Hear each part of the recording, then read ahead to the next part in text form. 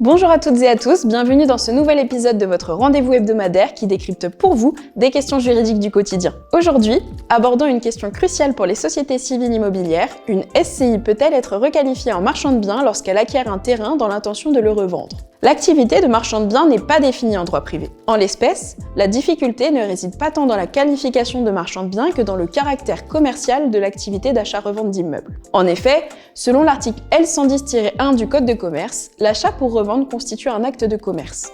Or, l'article L121-1 du même code précise que sont considérés comme commerçants ceux qui exercent des actes de commerce de manière habituelle. Une SCI, par définition, a un objet civil et ne peut exercer une activité commerciale. Dans ce cas précis, si la revente du terrain reste strictement unique et exceptionnelle, la SCI pourrait éviter une requalification.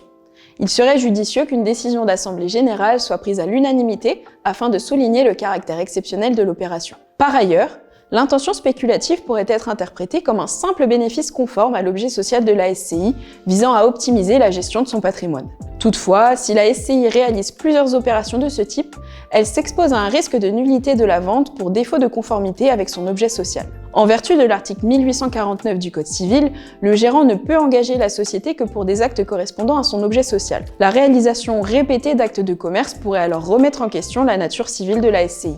Ainsi, tant que la revente reste un acte unique et que la SCI se conforme à son objet social, le risque de requalification au marchand de biens demeure limité. En revanche, toute répétition d'opérations similaires pourrait entraîner des conséquences juridiques et fiscales significatives. J'espère que cet épisode vous a éclairé, n'hésitez pas à liker, partager et poser vos questions en commentaire. On se retrouve très vite pour un prochain décryptage juridique.